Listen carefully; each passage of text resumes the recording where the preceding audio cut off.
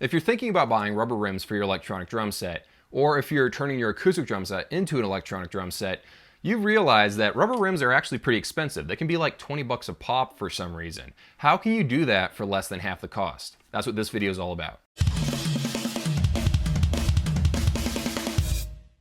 What's up? Justin here, welcome to 65 Drums, the place to keep on top of all things electronic drum related. Doing a conversion or just replacing some worn out rubber rims on your electronic drums, it can get a little bit expensive. And you're kind of thinking in the back of your mind, why in the world is just some piece of rubber that much money? I mean, can't there be DIY options out there? And the answer is yes. Now, this channel right up here, sorry I can't pronounce that name, he gave me the heads up on using this method.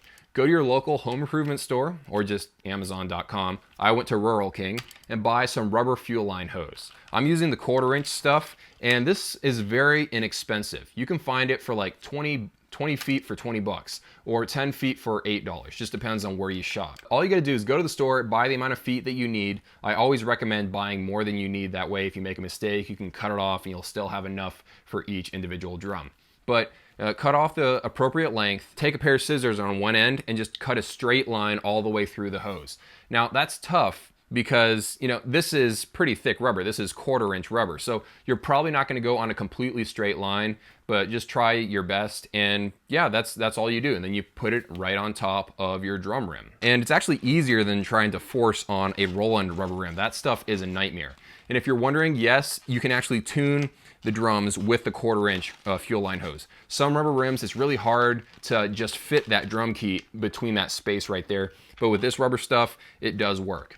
Now, as far as noise reduction goes, I'm gonna do a noise comparison in just a second, but it performs just as well as any paid option from an official drum company. Now, I've got several of these in the house. I've got this from Edrum. I've got this from UFO drums. I've got the Pintec rubber rim. Right now, my favorite is probably the Pintec rubber rim. I really like this Edrum stuff as well. Those are all good products.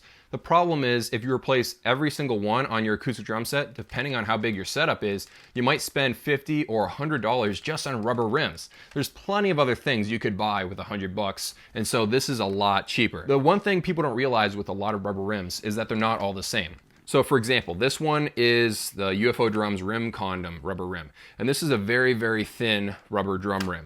So that means it's going to be louder than something a little bit thicker, like from Pintec or Edrum. And you can mimic this by buying different, thicknesses of fuel line hose. There's a whole section in your home improvement store with different sizes of rubber hoses. Just find one that fits your style, because the thinner the rubber hose, the more acoustic feeling it's going to be, but the thicker the rubber hose, the more noise reduction you're going to get. And this performs just as well as any rubber rim I have in the house here. There are a couple of downsides of using one of these. So the first thing is that there's white writing all over this thing. Spec numbers and crap. From a distance, you can't see it, but when you're playing it, you can see those white letters.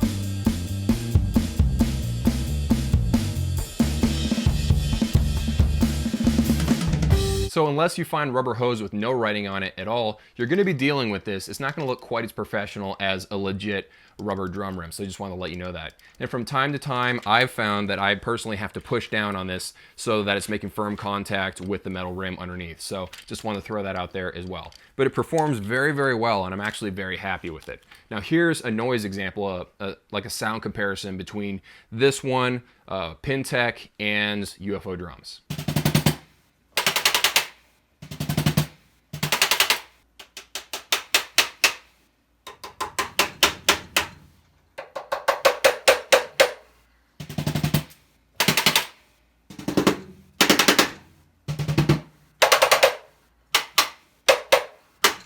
So as you can see, it performs very well, and noise reduction is just as good as any drum rim I've tried. And that's the video, but I got a fast question before you leave. Have you bought a third-party rubber rim for your electronic drums? If so, what brand did you buy? Do you like it? Let me know down in the comments below. I'm really interested to find out. Hope you guys have an awesome day, and I'll see you guys in a few.